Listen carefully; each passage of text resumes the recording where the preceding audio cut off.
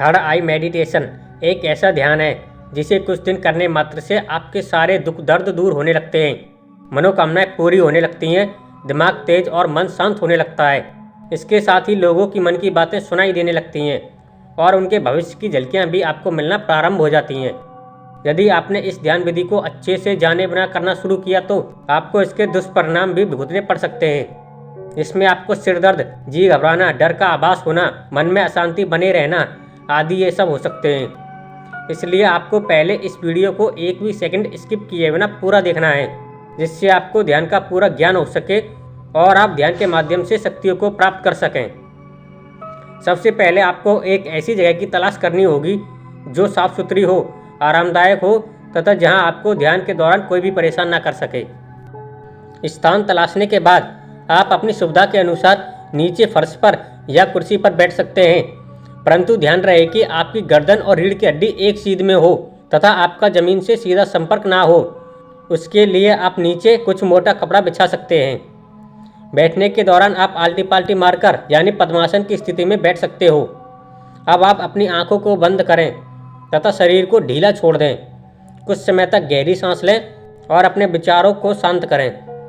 अब आपको अपने माथे के केंद्र में, जहां आपकी थड़ाई होती है, वहां आपको चमकती हुई नीली रोशनी की कल्पना करनी है और उसी पर आपको ध्यान केंद्रित करके रखना है। साथ ही अपनी सांसों को गहरा और अंदर जाते बाहर आते हुए महसूस करें। अपने आप को पूर्ण जागरूक रखें। जैसे जैसे तुम्हारा ध्यान सांसों के प्रति गहरा होता जाए, वैसे ही कल्पना करें कि एक ऊर्जा रीढ़ के निचले भाग से ऊपर उठती हुई थड़ाई वाले स्थान तक जा रही है और वहां जाकर आपकी थड़ाई पर तेज आघात कर रही है। आपको ध्यान थड़ाई से हटाना नहीं है, बल्कि उसी पर लगातार बनाए हुए रखना है। यदि इस प्रक्रिया के दौरान आपका मन भटक जाए तो दोबारा से उसे पकड़ो, फिर से इस प्रक्रिया को करो। जैसे ही वह शक्ति थड़ाई पर आघात करेगी, वैसे ही आपकी थड़ाई जागृत हो सकती है। इस संपूर्ण प्रक्रिया के दौरान आपका ध्यान थड़ाई पर बना रहे, तभी कुछ दिनों में आपकी थड़ाई जागृत हो जाएगी।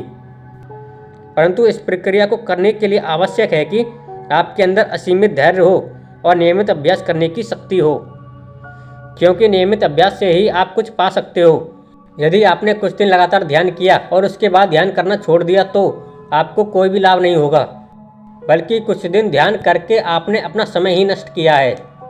सबसे ज़रूरी बात, यदि इस ध्यान विधि को करने से आपको किसी भी प्रकार की कोई परेशानी होती है तो आप इस विधि को करना तुरंत ही बंद कर दें। सबसे अच्छा तो यही रहेगा कि आप किसी गुरु की निगरानी में ध्यान को करें, क्योंकि कुछ ध्यान विधियाँ इतनी शक्तिशाली होती हैं जो आपके जीवन को खतरे में डाल सकती हैं।